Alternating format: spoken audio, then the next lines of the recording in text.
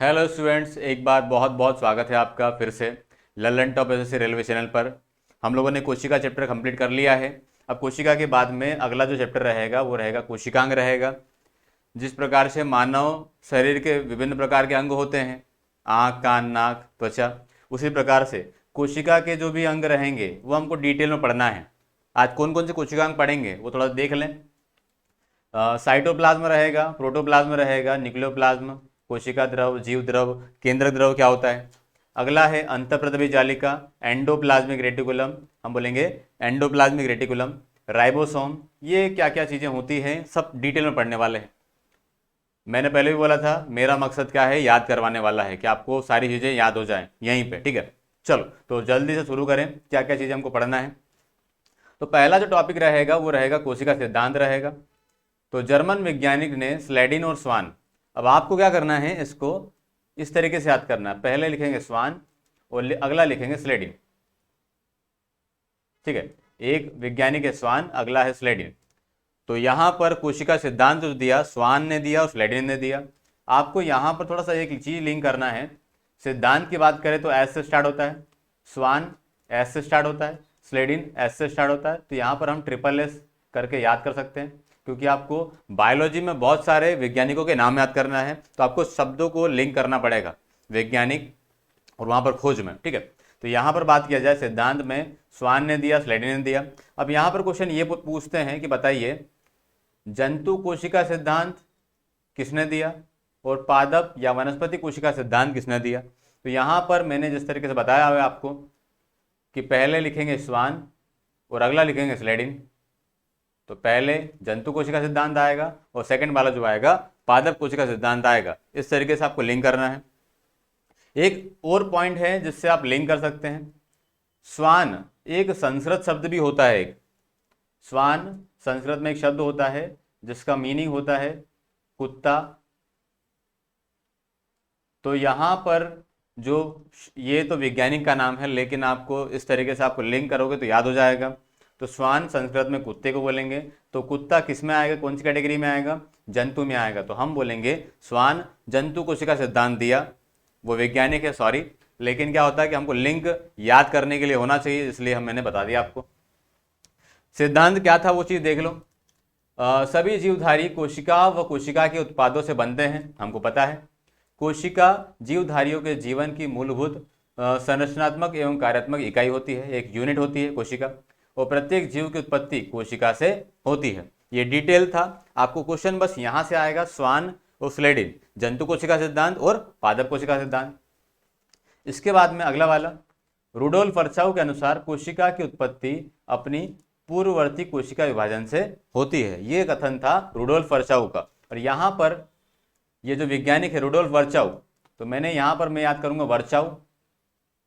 वर्चाउ ने क्या किया, वर्चाउ ने दिया वर्तमान कोशिका सिद्धांत, वर्तमान कोशिका सिद्धांत,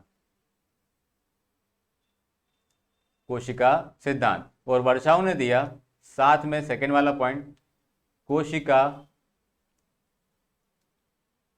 विभाजन, कोशिका विभाजन दिया, ठीक है। तो यहां पर ध्यान दो, वर्चाउ, रुडोल्फ वर्चाउ ने वर्तमान कोशिका सिद्धांत दिया, वर्तमान कोशिका सिद्धांत दिया और कोशिका विभाजन दिया।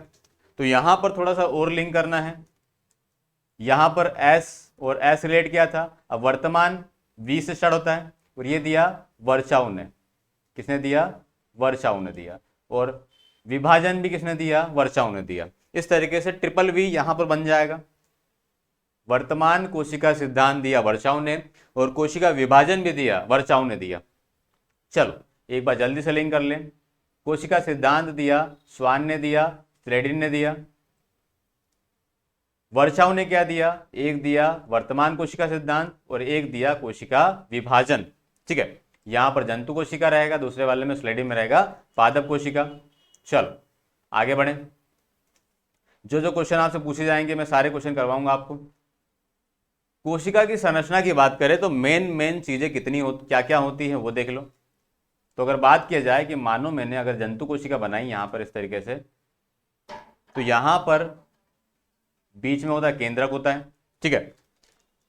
तो ये जो बाहरी आवरण रहेगा, बाहरी आवरण जो रहेगा वो रहेगा झिल्ली, ये जो रहेगा वो रहेगा केंद्रक, और इसके अंदर जो द्रव भरा होगा ये जो द्रव कहलाएगा, ये द्रव कहलाएगा कोशिका द्रव। ठीक है, बाहर आवरण जो रहेगा झिल्ली कहलाएगा, ये जो कोशिका है ये जंतु कोशिका है, झिल्ली कहलाएगा, ये केंद्रक कहलाएगा, ये अंदर जो रहेगा कोशिका द्रव कहलाएगा।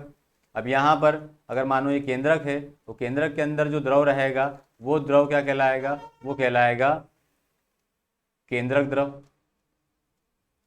कोशिका के अंदर जो द्रव कहलाएगा कोशिका द्रव कहलाएगा, केंद्रक के अंदर जो द्रव कहलाएगा केंद्रक द्रव कहलाएगा। और कोशिका द्रव और केंद्रक द्रव दोनों को मिला दिया जाए तो ये जो कहलाएगा ये कहलाएगा जीव द्रव। ये पॉइंट हमको याद करना है अभी के अभी। केंद्रक के अंदर जो द्रव रहेगा केंद्रक द्रव रहेगा, कोशिका के अंदर जो द्रव रहेगा लिक्विड रहेगा वो कोशिका द्रव रहेगा, और कोशिका द्रव और केंद्रक द्रव को मिला के बोलेंगे जीव द्रव। अब यहां पर क्वेश्चन ये आता है इंग्लिश में, तो केंद्रक को बोलते हैं न्यूक्लियस। ठीक है, तो यहां पर जो केंद्रक द्रव रहेगा वो कहलाएगा न्यूक्लियोप्लाज्म, ये कहलाएगा न्यूक्लियोप्लाज्म। ठीक है, इसके बाद में कोशिका द्रव, तो मैंने बताया था कोशिका का अध्ययन साइटोलॉजी होता है, तो ये जो रहेगा ये कहलाएगा साइटोप्लाज्म। कोशिका जो द्रव रहेगा वो कहलाएगा साइटोप्लाज्म, कोशिका द्रव। ठीक है, साइटो वर्ड कोशिका को रिलेट करेगा, ये आप समझ लेना। अगला है साइटोप्लाज्म, और ये वाला न्यूक्लियोप्लाज्म, दोनों को मिला देंगे तो बन जाएगा यहाँ पर जीव द्रव, और जीव द्रव को इंग्लिश में बोलेंगे प्रोटोप्लाज्म। ठीक है, एक बार फिर से, अगर मैंने बोला ये कोशिका द्रव मतलब कोशिका है, इसके अंदर केंद्रक है, केंद्रक के अंदर जो द्रव रहेगा केंद्रक द्रव कहलाएगा, ये जो द्रव कहलाएगा ये कोशिका द्रव कहलाएगा, ये दोनों को कोशिका द्रव केंद्रक द्रव को मिला दिया जाएगा तो ये कहलाएगा जीव द्रव। ये न्यूक्लियोप्लाज्म रहेगा, ये वाला बाहर वाला साइटोप्लाज्म रहेगा, न्यूक्लियोप्लाज्म साइटोप्लाज्म को मिला देंगे तो जीव द्रव बन जाएगा, और ये रहेगा प्रोटोप्लाज्म। पी से प्रोटोप्लाज्म और पी से पूरा, पूरा जो रहेगा प्रोटोप्लाज्म रहेगा। कभी कभी कंफ्यूजन हो जाता है कि साइटोप्लाज्म क्या है प्रोटोप्लाज्म क्या है। ठीक है, और पी मतलब पूरा, और पूरा हो जाएगा प्रोटोप्लाज्म। ठीक है, अब थोड़ा सा थ्योरी पढ़ लें। तो कोशिका का निर्माण विभिन्न घटकों से होता है जिन्हें कोशिकांग कहते हैं। विभिन्न जीवों के सभी प्रकार की कोशिकाओं में लगभग एक ही प्रकार के कोशिकांग पाए जाते हैं। तो अगर बात किया जाए कि मानव की बात करें, तो अगर किसी भी मानव की बात करें तो उसमें आंख भी हो जाएगा, नाक हो जाएगा, कान हो जाएगा, सारे कोशिकांग बराबर होते हैं। ठीक है, तो उसी प्रकार से कोई सी भी अगर कोशिका होगी तो उसमें जो कोशिकांग रहेंगे वो सारे क्या रहेंगे, बराबर रहेंगे, ये समान रहेंगे, जिन्हें हम लोग 3 भागों में बांट दिया है। एक रहेगा कोशिका झिल्ली, जो झिल्ली रहेगा कोशिका झिल्ली रहेगा, जो द्रव रहेगा कोशिका द्रव रहेगा, जो केंद्रक रहेगा वो केंद्रक रहेगा। अब इसमें झिल्ली होता है मेम्ब्रेन, इंग्लिश में अगर बोले तो ये हो जाएगा मेम्ब्रेन। कोशिका द्रव ये हो जाएगा साइटोप्लाज्म। केंद्रक जो होता है वो होता है न्यूक्लियस। ठीक है, आगे बढ़े। अब कोशिका झिल्ली की बात करें, प्लाज्मा मेम्ब्रेन, या तो सेल मेम्ब्रेन बोलो या फिर प्लाज्मा मेम्ब्रेन बोलो, ये बाहर का जो आवरण रहेगा ये हो जाएगा प्लाज्मा मेम्ब्रेन या सेल मेम्ब्रेन होता है। ये जो रहेगा न्यूक्लियस रहेगा, ये जो अंदर रहेगा ये जो रहेगा साइटोप्लाज्म रहेगा, लिक्विड सराउंडिंग द न्यूक्लियस, और पूरा जो रहेगा न्यूक्लियस न्यूक्लियोप्लाज्म, तो ये हो जाएगा protoplasm. All the living matter in a cell protoplasm कहलाएगा। ठीक है, अब इसके बाद में यह जंतु तथा वनस्पति दोनों कोशिकाओं में उपस्थित होती है। प्लाज्मा मेम्ब्रेन की बात करें, जो बाहरी आवरण जो रहेगा ये रहेगा जंतु कोशिका में भी रहेगा और ये रहेगा पादप कोशिका में भी रहेगा। ठीक है, जंतु कोशिका का सबसे बाहरी स्तर कोशिका झिल्ली कहलाता है, जबकि पादप कोशिकाओं में यह दूसरा स्थान होता है। और थोड़ा सा और बता दूं मैं आपको, यहां पर ध्यान दो, ये जो पॉइंट है, ये जो कोशिकाएं हैं ये अलग अलग कोशिकाएं हैं, एक जंतु कोशिका है और एक पादप कोशिका रहेगा। यहां पर इसका आकार जो गोलाकार है, इसका आकार जो आयताकार है। आकार की बात करें तो ये जो आकार है गोलाकार है, मान सकते हैं, वो ये जो रहेगा लगभग रहेगा आयताकार रहेगा। तो पहला पॉइंट आता है अंतर वाला, कि बताओ अंतर क्या है। तो मैंने बोला आकार में अंतर है, तो ये जो रहेगा जंतु कोशिका रहेगा और ये जो रहेगा पादप कोशिका रहेगा। जंतु कोशिका, पादप कोशिका। इसकी बात करें तो यहां पे जो बाहर आवरण रहेगा ये रहेगा प्लाज्मा मेम्ब्रेन, प्लाज्मा मेम्ब्रेन रहेगा। इसी को बोलेंगे कोशिका झिल्ली बोलेंगे। लेकिन अगर बात किया जाए कि पादप कोशिका की बात करें तो पादप कोशिका में जो बाहर का आवरण रहेगा वो कहलाएगा कोशिका भित्ति, इसे बोलेंगे सेल वॉल। ठीक है, तो यहां पर एक पॉइंट हम लोग रिलेट कर लिया कि पादप कोशिका का बाहरी आवरण सेल वॉल होता है। लेकिन अगर बात किया जाए कि जंतु कोशिका का बाहरी आवरण क्या रहेगा तो वो रहेगा आपका प्लाज्मा मेम्ब्रेन। और अगर बात किया जाए कि पादप कोशिका में सेकेंड जो लेयर होती है, ये माना मैंने सेकेंड लेयर है, ये सेकेंड लेयर जो हो जाएगी, ये सेकेंड लेयर क्या कहलाएगी, तो ये सेकेंड लेयर कहलाएगी प्लाज्मा मेम्ब्रेन, इसे बोलेंगे कोशिका झिल्ली। ठीक है, तो कोशिका झिल्ली जंतु में भी रहेगा, पादप में भी रहेगा, लेकिन जंतु में बाहर का आवरण रहेगा और पादप की बात करें तो उसमें रहेगा सेकेंड आवरण। ठीक है, तो यही मैंने आपको यहाँ पे लिखवा के बता दिया है। कोशिका झिल्ली जंतु कोशिका का सबसे बाहरी आवरण रहेगा, जबकि पादप कोशिका में यह दूसरा स्थान होता है। ठीक है, आगे बात करें। कोशिका भित्ति से सटी हुई कोशिका के चारों ओर एक बहुत पतली, मुलायम और लचीली झिल्ली होती है, जिसे प्लाज्मा झिल्ली या प्लाज्मा मेम्ब्रेन कहते हैं। यह झिल्ली जीवित तथा अर्ध पारगम्य होती है। तो ये वाला पॉइंट आप नोट कर लेना कि जो झिल्ली होती है वो कैसी होती है, अर्ध पारगम्य। इंग्लिश में बोले जाएगा तो वो हो जाएगा semi permissible, semi permissible. GK की बात करें तो वहां पर बहुत सारा डाटा आपके पास में दिया रहेगा, लेकिन जो डाटा काम का रहेगा मैं उसको हाईलाइट कर दूंगा पहले से। ठीक है, इसका प्रमुख कार्य कोशिका के अंदर बाहर जाने वाले विभिन्न पदार्थों को नियंत्रित करना होता है। तो यहां पर अगर बात किया जाए तो अगर आपने प्याज देखा हो तो प्याज में एक बारीक पतली सी झिल्ली होती है, उसी प्रकार से एक झिल्ली होती है हमारे कोशिका के बाहर, इसे बोलेंगे प्लाज्मा झिल्ली। वो होती है अर्धपारगम्य, सेमी परमिसिबल।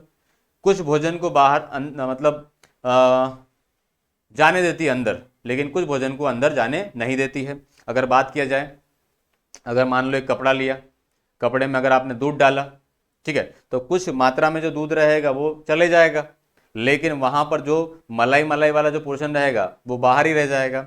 तो यहाँ पर ये जो कपड़ा है वो कैसा है, अर्धपारगम्य है, या जो दूध है वो कैसा है, अर्धपारगम्य है। आधा चले गया लेकिन कुछ मात्रा में वो बाहर रह गया। ठीक है, यहां पर क्वेश्चन ये आता है, यह झिल्ली प्रोटीन और लिपिड से मिलकर बनी होती है।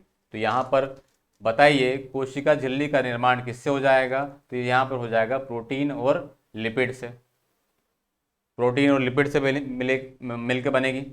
यहां पर प्रोटीन और लिपिड को मैंने नाम दिया पॉली, प्रोटीन और ये हो जाएगा लिपिड। ठीक है, तो जब भी झिल्ली की बात आई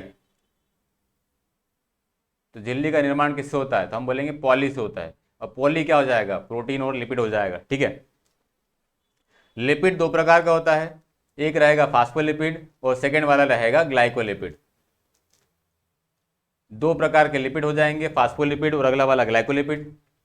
झिल्ली का सबसे मान्य मॉडल सिंगर एवं निकलसन ने दिया। तो यहां पर जो दो वैज्ञानिक हैं जिनका नाम है सिंगर और निकलसन।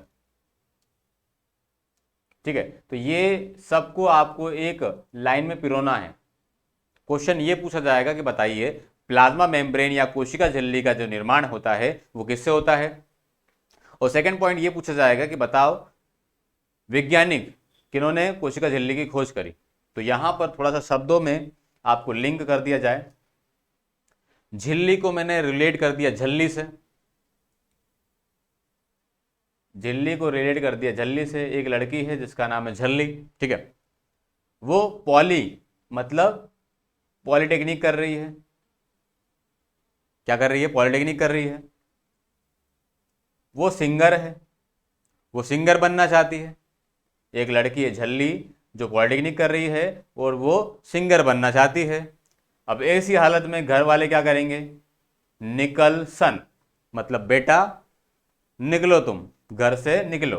तो हम बोल देंगे कि कोशिका झिल्ली, पॉली, प्रोटीन और लिपिड, और सिंगर और निकलसन। ठीक है, सिंगर सिगर जो भी आपको रिलेट करना हो उसको याद करना पड़ेगा। तो कोशिका झिल्ली अर्धपारगम्य में होती है, भोज्य पदार्थों को कुछ को आने देगी, कुछ को आने नहीं देगी। इसका जो निर्माण हो जाएगा पॉलिश हो जाएगा, प्रोटीन और लिपिड्स हो जाएगा। और इसमें जो खोज करी, मान्य मॉडल किसने दिया, तो यहां पर दिया सिंगर और निकलसन ने। उम्मीद करता हूं क्लियर हो गया होगा। आगे बात करें, अब बात करेंगे सेल वॉल की, कोशिका भित्ति। तो हम लोगों ने पढ़ा कि सेल वॉल केवल और केवल किसमें होगी, केवल और केवल होगी पादप कोशिका में, सबसे बाहरी आवरण रहेगा। यह केवल पादप कोशिका में, यह केवल पादप कोशिका में पाई जाती है। पादप कोशिका चारों ओर से एक मोटे कड़े आवरण द्वारा घिरी होती है, इसी आवरण को कोशिका भित्ति कहते हैं। इसकी रचना निर्जीव पदार्थ की बनी होती है, जिसे सेल्यूलोज कहते हैं। Very very most IMP question. बताइए सेल वॉल कोशिका भित्ति का निर्माण कैसे होता है, तो आपको आंसर देना है कि भैया सेल्यूलोज होती है। ठीक है, कोशिका भित्ति जंतु कोशिका में अनुपस्थित होती है, ये हमको पता है, अभी हम लोगों ने पढ़ लिया है। कोशिका भित्ति कोशिका को निश्चित आकार, सुरक्षा और सहारा प्रदान करती है। कोशिका भित्ति पारगम्य होती है। कोशिका झिल्ली की रक्षा करती है तथा उसे सूखने से बचाती है। तो हमको ये पता है कि अगर कोई सा भी बाहरी आवरण होता है तो जो बाहरी आवरण रहेगा वो क्या करेगा, बाहरी आवरण हमेशा जो रहेगा वो क्या करेगा, रक्षा करेगा। तो ये हो जाएगा कोशिका भित्ति। तो हमको इतनी सारी जो चीजें हैं इसमें सबसे पहले एक पॉइंट याद करना है, ये वाला पॉइंट कि कोशिका भित्ति का निर्माण किससे होता है, तो हम बोलेंगे सेल्यूलोज से होता है। अगला वाला पॉइंट ये याद करना है, जीवाणु एवं नीलहरित शैवाल में कोशिका भित्ति पॉलीसेकेराइड एवं प्रोटीन की बनी होती है। तो यहां पर ये वाला पॉइंट याद करना है, जीवाणु, बैक्टीरिया, नीलहरित शैवाल, ब्लू ग्रीन एल्गी में कोशिका भित्ति का निर्माण किससे होता है, तो हम बोलेंगे पॉलीसेकेराइड और प्रोटीन से होता है। उच्च वर्गीय पादपों में सेल्यूलोज की बनी होती है। कवक की कोशिका भित्ति काइटिन की बनी होती है। तो यहां पर हम लोगों ने क्या क्या पढ़ लिया, कोशिका भित्ति 3 चीजों से मिलकर बनी होती है। एक प्रकार रहेगा सेल्यूलोज वाला, एक रहेगा पॉलीसेकेराइड वो प्रोटीन वाला, और एक रहेगा काइटिन वाला। ठीक है, अब यहां पर आपको याद करना है कि सेल्यूलोज की बात करें तो सेल्यूलोज में किसकी रहेगी, मतलब सेल्यूलोज की किस में रहेगी, तो यहां पर आंसर आएगा उच्च वर्गीय पौधों में सेल वॉल होगी सेल्यूलोज की। पॉलीसेकेराइड प्रोटीन में किसकी रहेगी, तो ये किस में रहेगी, तो हम बोलेंगे जीवाणु प्लस नीलहरित शैवाल, नीलहरित शैवाल में होगी। और अगला वाला पॉइंट काइटिन की, तो कवक में काइटिन की। ठीक है, तो यहां पर इसको याद करना आसान है कि कवक की बात करें तो कवक में रहेगी काइटिन की, पौधों में रहेगी सेल्यूलोज की, और जीवाणु और नीलहरित शैवाल की बात करें तो उसमें रहेगा पॉलीसेकेराइड और प्रोटीन की। वापस देखें एक बार फिर से, कोशिका द्रव या साइटोप्लाज्म। अब अगला जो टॉपिक रहेगा, अगला जो हमारा मेन टॉपिक है वो कोशिका द्रव है, साइटोप्लाज्म है। तो कोशिका के अंदर जो द्रव रहेगा कोशिका द्रव रहेगा। कोशिका में द्रव जैसी संरचना को सर्वप्रथम डुजार्डिन ने सार्कोड नाम दिया। तो यहां पर सार्कोड क्या है, तो हम बोलेंगे कोशिका द्रव का नाम है। और ये किसने दिया, ये नाम दिया डुजार्डिन ने। किसने दिया, डुजार्डिन ने। ठीक है, बहुत कॉम्प्लिकेटेड नाम है, याद करना पड़ेगा। इसके बाद में प्रोटोप्लास्ट की खोज करी पुरकिंजे ने, प्रोटोप्लास्ट की खोज करी पुरकिंजे ने, प्रोटोप्लास्ट। ठीक है, प्रोटोप्लास्ट मतलब हो जाएगा पूरा, पूरा मतलब हो जाएगा आपका जीव द्रव, पुरकिंजे। ठीक है, कोशिका के अंदर उपस्थित संपूर्ण तरल के रूप में जो पदार्थ पाया जाता है उसे प्रोटोप्लाज्म कहते हैं। कोशिका के अंदर पाए जाने वाले जीव द्रव 2 भागों में बांटा गया है। तो हमको ये पढ़ना है कि कोशिका द्रव साइटोप्लाज्म होता है और जीव द्रव प्रोटोप्लाज्म होता है। और सार्कोड नाम दिया डुजार्डिन ने नाम दिया, प्रोटोप्लाज्म की खोज करी पुरकेंजे ने करी, और जीव द्रव की भाग की बात करें तो वो भाग कितने होते हैं आगे देखेंगे। तो जीव द्रव के दो भाग रहेंगे, एक रहेगा साइटोप्लाज्म, एक रहेगा न्यूक्लियोप्लाज्म, बताया था मैंने अभी आपको। जीव द्रव जो भाग कोशिका झिल्ली वो केंद्र के बीच होगा, और केंद्र के भीतर जो रहेगा वो रहेगा केंद्रक द्रव। इसके बाद में यहाँ पर क्वेश्चन ये पूछा जाता है, कोशिका का जीवित जीव द्रव कहलाता है। यह कोशिका द्रव केंद्रक द्रव कोशिकांग से मिलकर बना होता है। कोशिका द्रव एक बहुत ही बड़ा नहीं, यहाँ पर आएगा गाढ़ा, बहुत ही गाढ़ा चिपचिपा पदार्थ होता है जिसमें अनेक कार्बनिक और अकार्बनिक खनिज लवण होते हैं। कोशिका द्रव में अकार्बनिक एवं कार्बनिक पदार्थों का अनुपात 81:19। तो ये वाला पॉइंट याद करना है आपको कि बताओ कोशिका द्रव या जीव द्रव में अकार्बनिक और कार्बनिक का जो रेशो होता है वो कितना होता है। तो हम बोलेंगे 81:19। यहाँ पर ध्यान देना, रेशो जो बोला है वो अकार्बनिक और कार्बनिक का है, ठीक है। अब इसके बाद में और चीज रिलेट करो, कार्बनिक पदार्थ अकार्बनिक पदार्थ में सबसे ज़्यादा जो होता है 80% जल होता है। H2O जो रहेगा लगभग होता है 80%, ठीक है। तो कोशिका में या जीव द्रव में सबसे ज़्यादा पदार्थ जो रहेगा वो जल रहेगा। और अगर बात की जाए जल की बात करें तो जल आपसे मैं पूछूं कि बताइए कार्बनिक है या अकार्बनिक है, तो हम बोलेंगे कि H2O इसमें कार्बन नहीं है तो ये कैसा रहेगा, अकार्बनिक रहेगा। और यहाँ पे रेशो जो दिया है वो दिया है 81:19 दिया हुआ है, ठीक है। तो रेशो 81 मतलब ज्यादा वाला, मतलब ये किसका रहेगा, अकार्बनिक का रहेगा, ठीक है। तो ये हो गया 81:19। आगे बढ़े, इसके बाद में हम लोगों ने जल्दी जल्दी रिवीजन कर ले पुराना वाला, ठीक है। तो हम लोगों ने देखा जंतु कोशिका पादप कोशिका, जंतु कोशिका में जो बाहर आवरण रहेगा कोशिका झिल्ली कहलाएगा। लेकिन पादप कोशिका की बात करें तो आयताकार आकार होता है, उसमें रहेगा कोशिका भित्ति रहेगा, और उसके बाद में रहेगा कोशिका झिल्ली रहेगा, ठीक है। इसके बाद में हम बात करें कोशिका के अंदर जो द्रव रहेगा कोशिका द्रव कहलाएगा। केंद्रक के अंदर जो द्रव रहेगा केंद्रक द्रव कहलाएगा। केंद्रक द्रव और कोशिका द्रव दोनों को मिला देंगे तो जो बन जाएगा वो जाएगा प्रोटोप्लाज्म, पूरा प्रोटोप्लाज्म कहलाएगा, जिसे हम बोलते हैं जीव द्रव, ठीक है। इतना हम लोगों ने पढ़ लिया। इसके बाद में हम लोगों ने पढ़ा डिटेल में कोशिका झिल्ली की बात करें तो कोशिका झिल्ली में बात करें उसमें हम लोगों ने झिल्ली पॉली सिंगल निकल्सन, तो प्रोटीन और लिपिड की बनी होती है, और सिंगल और निकल्सन ने मान्य मॉडल दिया, ठीक है। आगे बात करें तो अर्धपारगम्य में होती है। इसके बाद में बात करेंगे आगे कोशिका भित्ति की, सेल वॉल की। पादप कोशिका में जो बाहरी आवरण रहेगा वो कोशिका भित्ति कहलाएगा। इसके बाद बात करें तो कोशिका भित्ति एक रहेगा सेल्यूलोज की रहेगा, एक रहेगा काइटिन के रहेगा, और दूसरा रहेगा प्रोटीन और पॉलीसेकेराइड के रहेगा। तो ये तीनों अलग अलग पढ़ा दिया मैंने आपको। सेल्यूलोज में जो रहेगा वो पेड़ पौधों में रहेगा, कवक में काइटिन के रहेगा, और आखिरी वाला जो जीवाणु नीलहरी शैवाल की बात करें तो उसमें रहेगा आपका प्रोटीन और पॉलीसेकेराइड के रहेगा, ठीक है। तो ये हम लोगों ने देख लिया। अब हम बात करेंगे, इसके बाद में हम लोगों ने ये एक टॉपिक छूट गया हमारा कोशिका द्रव केंद्रक द्रव जीव द्रव। इसमें जो अकार्बनिक और कार्बनिक का जो रेशो रहेगा वो रहेगा 81:19 रहेगा, ठीक है, अकार्बनिक और कार्बनिक का रेशो। चलो तो यहां तक हम लोगों ने कंप्लीट कर लिया। आगे हम पढ़ने वाले हैं महत्वपूर्ण कोशिकांग। तो एक काम करते हैं, यहां तक इस वीडियो को मैं कंप्लीट करता हूं। अगले वाले वीडियो में आपको मैं अंतःप्रद्रवी जालिका, एंडोप्लाज्मिक रेटिकुलम, और उसके बाद में हम पढ़ेंगे राइबोसोम, ठीक है। तो इसको मैं अगले वाले वीडियो में कंप्लीट करता हूँ, ठीक है। तो उम्मीद करता हूँ आज का जो सेशन रहेगा वो समझ में आया होगा, आपको याद भी हुआ होगा। एक बार रिवीजन कर लेंगे तो सारी चीज़ें याद हो जाएगी, ठीक है। तो बहुत बहुत धन्यवाद आपका। लल्लन टॉप सलाम, थैंक यू।